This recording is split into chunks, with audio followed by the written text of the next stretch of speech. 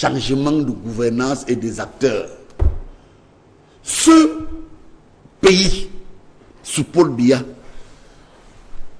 j'ai suivi encore un haut responsable du RDPC faire un communiqué. Peut-être suite à mon passage ici, il y a un ami ministre qui me l'a dit que oui, et le RDPC doit être serein et que tous ses alliés sont sereins. Ce monsieur qui a l'air d'être hors jeu, c'est-à-dire hors sujet, c'est-à-dire hors jeu au foot, c'est un match de foot. Votre ami ministre?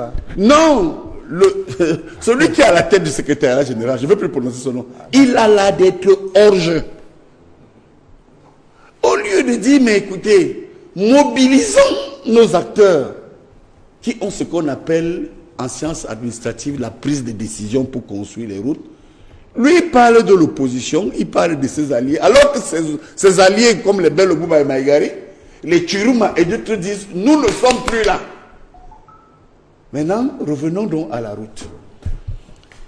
Le tour cycliste de Douala, je voudrais dire trois choses premièrement. Pourquoi il a été annulé? Donc, mais Douala, c'est une pourriture. C'est inacceptable ce qu'on vit. C'est l'échec de la gouvernance. Mais pourquoi on la met dans le tour cycliste? Pourquoi ne pas la mettre carrément? Mais parce que... Où se passer de l'étape de Douala? Vous savez, avec Charles Ateba Yéné, il y a un livre que nous n'avons pas eu le temps de sortir. Charles et moi, un livre commun, qui s'appelait, le livre a été intitulé Cameroun, l'art d'être hors sujet. C'est moi qui détiens ce manuscrit. Et vous allez voir que pourquoi? C'est parce que aujourd'hui, vous avez des gens comme l'a brillamment exprimé. Vous savez, j'avoue que, Madame Nora, j'ai été très séduit par votre propos, votre langage. Je crois que vous êtes aussi le symbole d'un changement nécessaire au Cameroun. Vous apportez la preuve qu'à partir de nos diagnostics et de nos thérapies, d'autres acteurs sont prêts à remplacer ces gens qui pensent qu'ils sont immortels. Elle vous dit ceci. Moi, je vais illustrer un peu ce qu'elle a voulu dire concernant l'échec de Douala. Je suis Sawa. Douala, lorsque mon maître politique arrive au pouvoir, vous connaissez le rang qu'occupait Douala en Afrique noire? Dites-nous. En 82, c'est la première ville d'Afrique noire. C'est-à-dire que les autres villes qui rivalisaient avec nous, c'était les villes des pays du Maghreb, comme le Caire, Alger, Tunis et autres. Je vous dis que lorsque le chef de l'État arrive au pouvoir en 1982, mon maître politique, la plus belle ville, l'une des villes les plus actives. Allez, vérifiez un peu sur le net. Il y avait Douala, après venait Lagos, après venait Avenue. Mais aujourd'hui, elle a parlé de Singapour. Mais ma chère dame, mais vous êtes allé loin, vous êtes gentil. Prenez seulement Douala et certaines villes comme Malabo. Malabo, hein? Malabo était un village. C'est pas ça, Joe Deden Soma. En 82, prenez Malabo. Qui a connu une transformation extraordinaire. Oui, prenez Dakar. Et après Malabo, ils ont pas... attendez, ça ne veut rien dire. Ne faites pas ça. Non, ça veut dire que...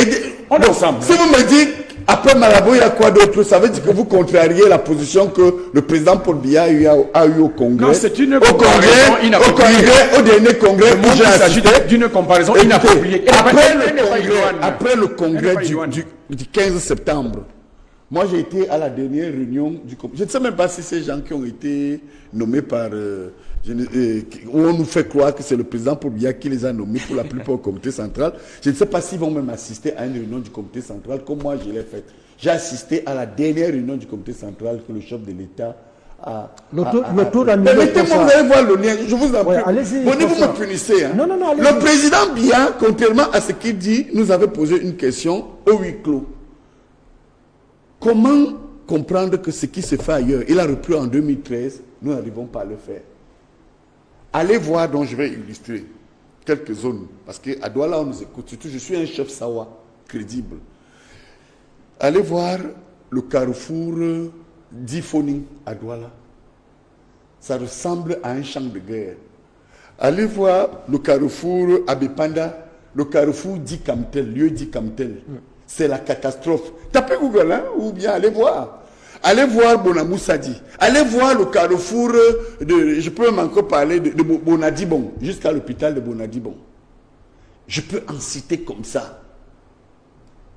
quand vous pensez quand même que Douala, et puis quand je parle, le délégué du gouvernement de Douala là, c'est ma tante, hein, maman Suzanne, sa fille qui a mis au monde, ma cousine qui a mis au monde Mbassadine. Donc je ne peux pas être comme Mbassa. Abonné avec Mbassadine que vous voyez là, c'est mon neveu. Vous n'êtes pas contre lui parce que c'est votre neveu? Non, je dis que je ne peux pas, mais je dis que ça ne va pas. Okay. Au contraire, je dis que ça ne va pas. Ça veut dire que Mbassadine sait si qu'il fasse un communiqué et qu'il nie qu'il n'est pas mon neveu. Vous comprenez? Ouais. C'est ma cousine qui a mis au monde Mbassadine. Le délégué. J'ai quelques neveux comme ça hein, dans la haute administration. Moi, les combis, c'est ma cousine. Et la grande sœur à mon père, Ebolé Catherine Nyamding, c'est elle qui a mis au monde Charlotte. Et ma cousine Charlotte, c'est elle qui a mis au monde la mère de moi, qui a mis au monde moi les combis. Mais je ne fais pas de complaisance. Vous avez donc des cas comme ça. Hein? Gale Bibé, c'est aussi mon neveu. Vous voyez que je voudrais dire aux gens qui m'écoutent souvent que si j'étais complaisant, parce que j'ai des neveux ministres, les Mouelé, les Ngale Bibé, les Abouem qui est au volet, etc. La mère d'Abouem et la mère de Narcisse sont des cousines germaines. D'ailleurs, lors d'une dernière réunion, excusez-moi de faire cette parenthèse, j'ai grondé mes deux neveux. Moi, les combis et Abouem. Je leur ai dit, regardez le spectacle que vous... Et je parlais comme oncle. Allons-y sur les routes. Voilà, pour revenir sur les routes, je n'incrimine pas forcément mon neveu Mbassadine. Mais Douala, c'est une honte. Mais il y a la mairie de ville et il y a le ministère des Travaux publics. Oui, c'est ce que je veux dire. Hein. Et même le ministère de l'Habitat. C'est pourquoi je dis que si on combine M. Nganou Joumissi, la ville qui, selon un communiqué, n'aurait pas été informée. Madame Kecha Cortez. Je veux dire que... Qui est votre amie et donc vous ne voulez pas parler. Ma très bonne amie. Écoutez... ma soeur Célestine, c'est une femme courageuse, forte, comme vous voyez la jeune Noura. Et je peux vous dire quelque chose pour rester dans le sujet. Le deuxième point est que il y a une absence de concertation, c'est-à-dire entre la ville, l'État et ceux qui organisent le tour cycliste. Parce que le sujet c'est pourquoi on annule ce tir. Et n'oubliez pas que ce tour cycliste porte le nom de son excellence Paul Biya. Pourquoi les gens aiment se moquer du président Biya? Troisièmement, et je termine là-dessus. Vous parlez de la route qui n'est pas bonne. Ça vraiment, si ce qu'on vit au quotidien pouvait changer les choses à Yaoundé, Douala et d'autres métropoles, parce que rappelez-vous, il y a 30 ans, le tour du Cameroun avait les Kono, l'Intépé. Mais l'un des plus grands critériums, c'était Garoua, Ngaoundéré, ou Ngaoundéré Garoua. Vous avez vu qu'aujourd'hui on a évité Garoua, Ngaoundéré. Moi je ne suis pas là pour donner des chiffres, mais j'illustre. Pourquoi? Parce que cette route, à l'époque du président Ahidjo, qui n'a pas été aussi trahi comme Paul Biya est trahi, et on ne comprend pas pourquoi il ne réagit pas. Vous voyez donc qu'il y a un problème de gouvernance. La gouvernance, donc, dans ce troisième point que j'évoque, est-ce que vous savez qu'il y a des Camerounais qui ne savent pas, sur le plan infrastructurel, restons dans le sport, ce qu'on appelle une piscine olympique? Est-ce que vous savez qu'aujourd'hui, au moment où nous donnons l'impression que nous sommes scandalisés, il y a le fameux stade de Paul Biya qu'on a voulu appeler parce que le président, j'ai été le premier à vous dire que le président ne veut pas que ce truc porte son nom. Où est le stade de Lembe? Et entre-temps, vous avez des gens qui se pavanent, qui vous disent non, ce n'est rien. Paul Biya doit être reconduit. Oui, ce n'est rien. Hein, même si nos athlètes. Regardez aujourd'hui, quand on parle d'un tour cycliste symbolique du Cameroun, qu'est-ce que l'habitant de mon atelier sait d'un tour cycliste? L'habitant de l'Est. Quel est ce tour du Cameroun qui ne fait pas le tour du Cameroun? Et je vais encore vous révéler quelque chose de technique. Non, pour finir, hein, professeur. Et pour finir, ouais. J'ai échangé avec l'un des membres de la Fédération internationale de cyclisme qui est arrivé, il était au Hilton. Mais ils ont voulu annuler même ce tour, dès le départ. Vous savez pourquoi? Parce que le tour, à un moment donné, est continuel. C'est-à-dire, il y a ce qu'on appelle une translation continuelle de la course. Mais qu'est-ce qu'on fait? On prend une carte et on identifie les routes. On vous dit, bon, vous allez courir, par exemple, entre Maroua et Bora. Après, on vous transporte dans les bus. Les muscles sont fatigués. Après, on vous transporte, on vous dit que vous allez partir Douala-Kribi.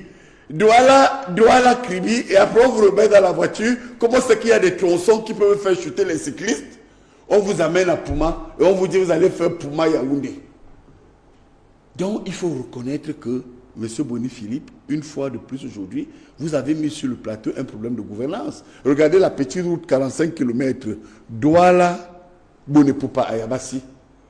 45 km. M. Boni-Philippe, c'est depuis 2016. Et je préviens, je suis toujours l'hirondelle qui annonce le printemps.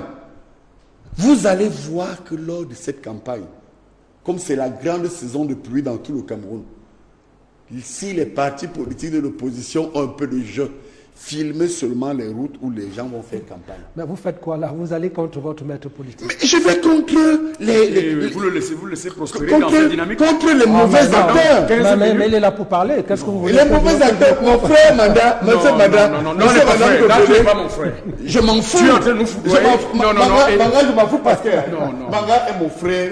Quand on dit que je m'en fous, je ne peux pas être sensible. C'est que Manga, vous savez l'avantage que j'ai, Manda, hein? C'est que ce que je vous dis, moi j'ai eu la chance, Manda, vous avez déjà causé avec le président Biya dans votre vie. Non. Profitez donc avec des gens comme moi qui vous disent que c'est un monsieur ouvert. Vous savez que dans les démocraties totalitaristes, comme à l'Union soviétique, lorsqu'on voulait écraser les gens, on leur parlait de discipline du parti. Mais le président est venu en 2011, en place au lieu de discipline du parti, il a dit nouvelle dynamique. Quand on a vu que le président s'est affaibli, comme c'est le cas actuellement, ils sont revenus sur discipline du parti. Mais quand on vous parle de discipline du parti, quand vous êtes à un plateau, c'est vous amener à ne pas dire ce que vous voyez. D'accord. Je pense donc que le problème de la route est un véritable problème de gouvernance. Ok. Et nous devons reconnaître que c'est un motif valable pour que des estimées et brillantes dames comme ça de l'opposition et bien d'autres demandent le changement. Et donc, ça ternit forcément l'image. C'est un motif valable de changement parce que la gouvernance infrastructurelle n'est pas bonne en matière de route. Je donnais son bac. Que faut-il faire? Envisager une annulation pure et simple du Tour du Cameroun. Je précise qu'au Rwanda, ça se passe tellement bien. Aristide Mandaki, représentant le RDPC, le sait par cœur. D'ailleurs, le Tour du Rwanda est aujourd'hui, si ce n'est une référence en matière de tour cycliste en Afrique et dans le monde. Le Tour du Bénin, pareil. Alors, des pays qui, en fait... Même le Tour du Sénégal. Alors, est-ce qu'il faut annuler purement et simplement le Tour du Cameroun, Dieu donné son bas, pour ne pas avoir à vivre ce genre d'images de honte et d'humiliation que l'on a vécu la semaine dernière à Douala? Moi, je ne sais rien du cyclisme. Non, c'est pas le cyclisme. Mais vous savez quelque chose des routes. Il n'y a pas de route. Attendez, laissez-moi parler. Oui. Je dis que je sais rien, donc je ne connais pas les règles. Ça vous coupez, surtout vous qui allez au tout cas au Kola. Quand tu vois encore la route le Kola là-bas au village, est-ce qu'elle est praticable même? Ok, laissez-le, professeur. Par contre, je crée des problèmes d'investissement et d'infrastructure. Et je crois que c'est peut-être la 100e fois qu'on aborde le problème de la route sur cette émission. Je crois qu'on a tout dit. Donc, si aujourd'hui on se retrouve avec la conséquence d'une gouvernance inadaptée, je crois que c'est dans l'ordre normal des choses. Ce n'est pas la seule conséquence. Les accidents et autres, c'est toujours les conséquences. Je pense que ce qu'on avait dit, je vais rappeler ce que j'avais dit. Les études avaient été menées. les études ont montré que l'entretien du réseau routier du Cameroun vaut 850 milliards, un entretien pertinent. Et la seule disponibilité de 55 milliards, disponibilité budgétaire. Ouais, vous avez un besoin de 850 milliards et vous n'avez que 55 milliards. Le président du conseil d'administration du fonds routier n'a pas été d'accord avec nous sur ces chiffres. Non, ce n'est pas le président du conseil, c'était le ministre délégué. Non, moi je parle en tant que statisticien. C'est-à-dire je manipule le chiffre. Quand je vous donne un chiffre sur le Cameroun, il n'y a que Dieu qui peut venir le contester. Il n'y a que Dieu. Hein. Oui, il n'y a que Dieu. Mais lui, il a contesté le ministre Yaouba. Non, il a contesté à tort. Enfin, c'est juste pour rappeler. Je l'avais dit. Je dis donc que ces études d'ailleurs ont été menées par le ministère des Travaux publics, puis par d'autres bureaux d'études indépendants. Donc, la situation du Cameroun, c'est 850 milliards de besoins pour entretenir le réseau routier, alors que les seules disponibilités, c'est 55 milliards, même pas 10%.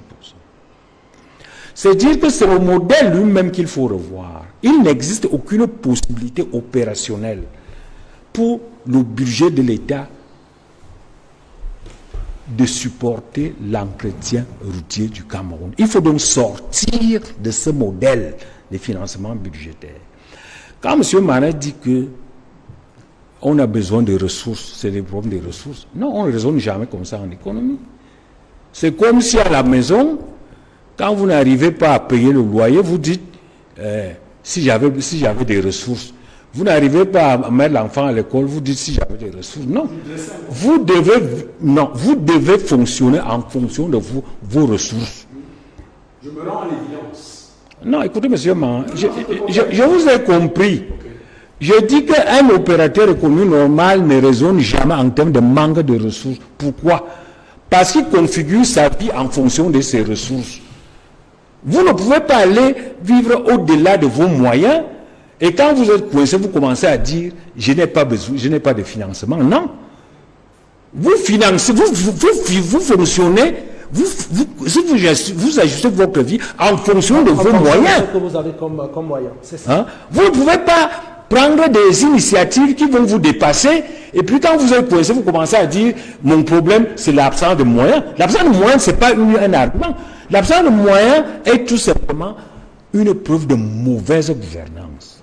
C'est ça. Quand vous vous retrouvez dans une situation où vous êtes incapable d'assumer, par exemple, un parc d'infrastructures, ça veut dire que vous avez mal géré.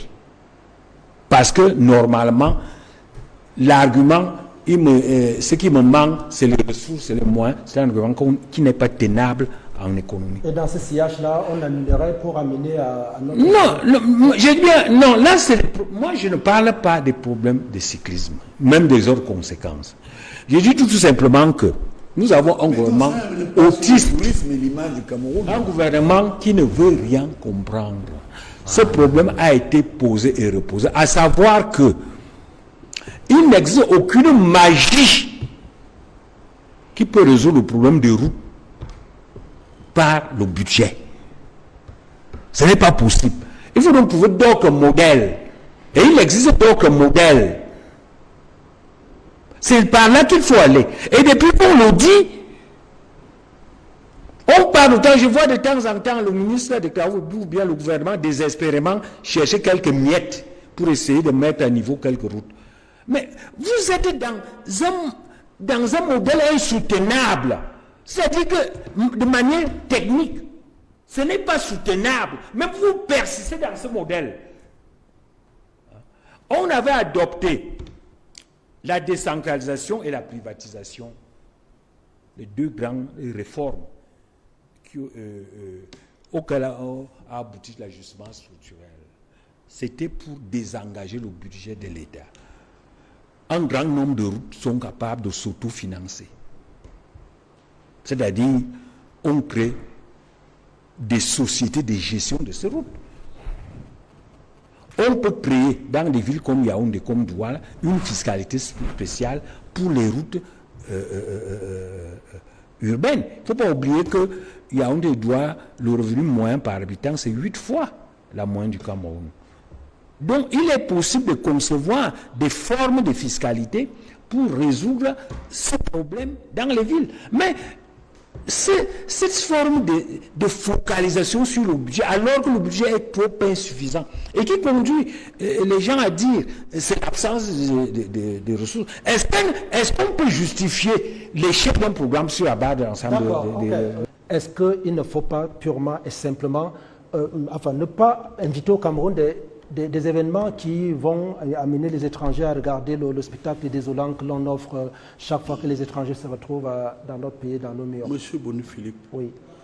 Vraiment, ce n'est pas parce que vous êtes à côté de moi, vous êtes un excellent journaliste, parce que vous nous amenez à sortir toutes nos tripes pour éclairer les Camerounais chaque dimanche. Votre question est pertinente, d'abord parce que, elle me permet de vous faire remarquer que le Cameroun est sous l'emprise de la gouvernance par la tolérance administrative. Nous sommes sous l'emprise de la tolérance administrative. Regardez comment fonctionne le champ multisectoriel camerounais. Est-ce à dire que parce que l'autocyclisme est bricolé, parce qu'aujourd'hui, nous n'avons pas les infrastructures susceptibles d'amener nos enfants à s'épanouir. J'ai parlé de piscines, j'ai parlé de terrains d'athlétisme. Est-ce que vous savez même qu'au Cameroun, on n'a pas une salle de spectacle au Cameroun, à Yaoundé comme à Douala? Bon, Atanamanda, excusez-moi, je ne veux Atanamanda. Non, il a soupiré. Je voudrais qu'il me dise, qu'il me cite une seule salle de spectacle. Alors je lui donne mon tour de parole, parce que c'est mon ami. Non, c'est fini, nous sommes en train de conclure. Bon, est-ce que vous niez ça? Je veux que vous dites oui. C'est une question sans importance. Bon, ça veut dire que qui ne dit rien. Oh, ça c'est vous qui le dites, hein. Je vais prendre la parole. Citez-moi une seule salle de spectacle. Où est le lien que vous établissez? Le lien que j'établis, je ne vais pas vous permettre de recommencer. Bon, alors je vais continuer. Il dit, est-ce qu'il n'y a pas lieu? Mais avec l'esprit de tolérance administrative, on va valider le tour. Nous avons toujours vécu comme cela. C'est pourquoi nous sommes en train de dire que, attention, nous ne sommes pas en train de proclamer, et j'ai eu cette prise de position ici, l'échec total du système. Quand j'arrive quand même, et j'ai décidé de ne plus parler de ceux qui travaillent mal, mais de parler quand même maintenant de citer, pour qu'on ne me donne plus cette image, que mais ce type-ci, il ne trouve pas de bons ministres au président Paul Biya. Je vous dis oui, il y a de bons ministres comme Vondayolo, il y a de bons ministres comme Sadi, il y a de bons ministres comme Galé Bibé, il y a de bons ministres comme Itou Dingwa, il y a de bons ministres comme René Sadi, il y a de bons ministres comme Moutazé. La liste est longue. Comme Eyeba ici, si dans une équipe, dans une classe... J'espère que vous avez cité Laurent Esso. Hein? Laurent Esso, je vous dis que la liste est longue. 70%. Il y a de bons ministres. Mais malheureusement, il y a un proverbe, je suis de Mère Betty, qui dit que à son voix, non, je ne parlerai pas le patois, c'est une seule dent pourrie qui gâte toute la bouche. Mais regardez les scandales que nous avons vus. Nous finissons pour ça. Et je termine donc pour vous dire que vous ne réalisez même pas que nous sommes en train de perdre le pouvoir. Si on va à ces rythmes, monsieur Manda, je vous le dis donc aujourd'hui, parce que vous m'avez amené à sortir de mes tripes certaines choses. Vous ne réalisez pas que nous sommes en train de perdre le pouvoir. Ce pouvoir-là. C'est pourquoi vous voyez tout le monde s'accroche, vous tirez le maillot du président Paul Biya, tout le monde s'accroche sur lui. Et le mouvement de biaïstes, et j'ai terminé là-dessus. Lorsque nous avons eu une concertation et nous vous avons dit, vous voulez dire que mon maître politique pour qui j'ai une fidélité ferme, on ne peut pas préparer quelqu'un? Vous voulez me dire que en dehors de mon maître politique, que moi je vais soutenir s'il décide de partir, parce que je porte l'idéologie du renouveau à travers le biaïsme.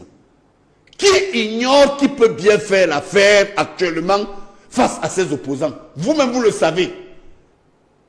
Tout le monde sait à côté du président Biya aujourd'hui. parmi ces ministres, celui qui sait faire, qui peut faire l'affaire. Mais comme vous suivez toujours le vent, vous ne voulez pas en parler. Regardez les affaires à Amogo Belinga. Si vous êtes sérieux vous-même, moi j'ai un défaut de fidélité. Vous pouvez vraiment me dire ce que Amogo Belinga a fait en prison? Vous là, vous pouvez nous dire comment on a fait pour mettre en prison un monsieur comme Eko dans son statut?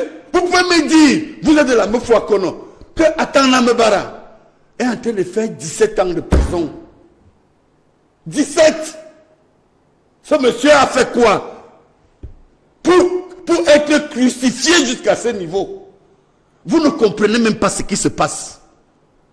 Vous venez d'illustrer et de montrer aux Camerounais à travers l'émission de ce matin que soit vous êtes coupé de la réalité, soit vous êtes dans une chambre noire du complot contre Biya. Mais quand vous avez eu à prendre cette option, qui vivra, verra.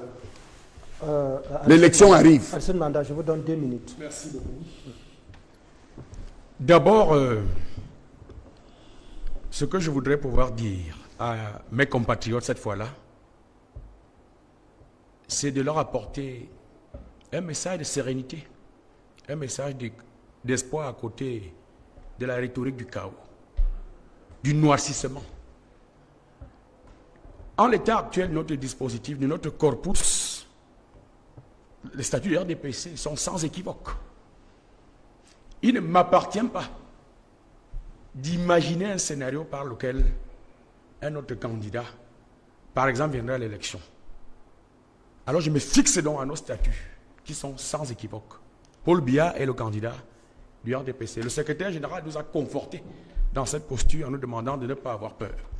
Si de relayer ce message fait de moi un larbin, alors tant mieux. Mais je voudrais dire à mes compatriotes de ne pas s'y tromper, de ne pas écouter les sirènes et le vent du chaos, parce que le gage de notre stabilité réside en Paul Biya, qui est notre atout-maître.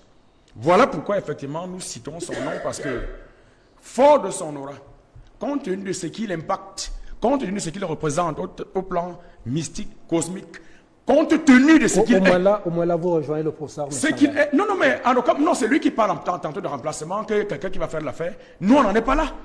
C'est un débat qui n'existe pas au RDPC. Que qui pourrait lui succéder comme président du parti? Parce que pour être candidat, il faut être président de l'appareil, que lui il dénique. Alors je lui dis... Est-ce que ce n'est pas hypocrite et que la position de Messanga serait celle plus réaliste? Non, c'est le sage d'Afrique. Non. Nous sommes sincères dans notre engagement parce que nous voyons en lui celui qui polarise et cristallise les espoirs, qui fait l'unanimité et qui, de par sa sagesse séculaire, peut porter le destin de la République que les aïeux et Dieu Tout-Puissant lui ont confié. Lorsque nous le disons, ce n'est pas un conte de fait. Nous le pensons. Vous comprenez? Nous sommes en train d'aller à une élection que nous entendons gagner haut la main avec le candidat du RDPC qui est Paul Biya. Vous voulez que je vous le dise comment? Par quelle autre rhétorique? Ne suis-je pas assez limpide dans mon discours? Je véhicule un message de texte qui traduit une volonté politique d'un homme qui a l'adhésion du peuple camerounais et sur lequel nous sommes d'accord. Le président Paul Biya, dont les collaborateurs ont trahi, hein, enfin, que les collaborateurs. Le président de la République, dans le cadre de ses attributions, certains collaborateurs ont trahi. Non, il est juge d'opportunité. Il nomme les ministres et met fin à leur fonction. C'est à lui et lui seul qu'il appartient de les apprécier. Vous ne me demandez pas de faire un procès au ministre. Ce n'est pas mon mandat. Qui a été trahi par beaucoup de ses collaborateurs. Bon, ça c'est vous qui le dites. Ça veut donc dire qu'il serait donc aveugle. Je le dis, je l'assume. Il serait donc aveugle pour ne pas s'en apercevoir. Non, parce que c'est un fait en fait. C'est lui qui l'a dit. Mais au moment où il le dit, et qui doit prendre les actes? C'est le chef de l'État. Et qui tire les conséquences? C'est lui qui prend les conséquences. Très bien. Ils ont condamné Biya. C'est non, je sais ce que vous préparez. Nous arrêtons l'émission. S'il vous plaît, merci. Je sais ce que vous préparez à Biya. Merci d'être passé, s'il vous plaît. Merci. Vous avez le sort que Mayele. Vous savez, le général Mayele. Non, s'il vous plaît, l'émission est terminée. Je t'en prie. Mayele a dit à Mobutu que, au regard de ce que vient de vous dire Boni Philippe, Mayele dit, Monsieur le Président, ça ne va pas. Il y avait quelqu'un à côté de Mayele, de Mobutu, qui a abattu Mayele. Mais avec le temps, on a compris que celui qui avait abattu Mayele, il était à côté de Likulia. Et avec le temps, ils ont dit, ouais, c'est Mayele qui a vu que le président était en train de tomber. Merci, chers amis. Merci. Vous allez voir.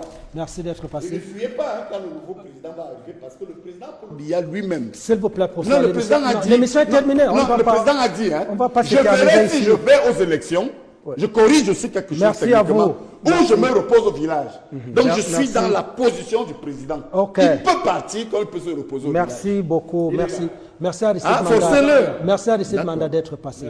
Merci. Et mes amitiés à Jean-Pierre Amugoubelinga, mon grand frère, qui se retrouve dans la détresse. Qui est maltraité. J'ai eu la chance. Non, je l'ai vu lundi.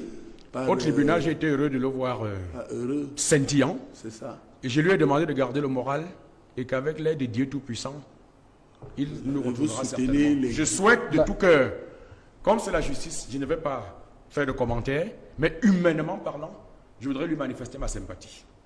Merci Aristide Manda d'être passé.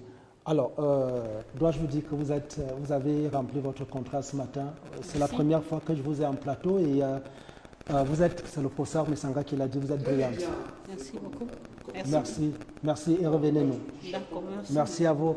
Professeur, alors vous allez quand cette semaine, la semaine prochaine? Non, je vais dire qu'après l'émission de dimanche prochain, je vais prendre l'avion le soir. D'accord, merci. Donc j'ai une émission, donc je voulais tout simplement vous dire merci et vous souhaiter bonne fête de paix et remercier aussi ma fille Mouna qui a choisi ma cravate ce matin. Elle m'a dit, papa, quand tu mets tes couleurs de commandement, j'aime bien te voir avec la cravate Bordeaux à l'occasion de la fête de paix. Alors, D'accord. donc je souhaite aussi bonne fête de paix. Merci d'être passé. Et je vous avoue quelque chose, parce que j'ai toujours été un homme honnête.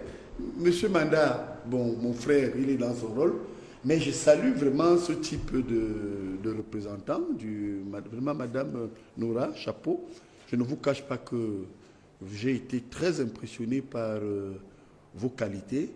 Et vous êtes tout simplement la preuve que, en dehors de ceux qui se croient inamovibles, il y a une arrière-garde qui est prête à assurer la relève. Merci.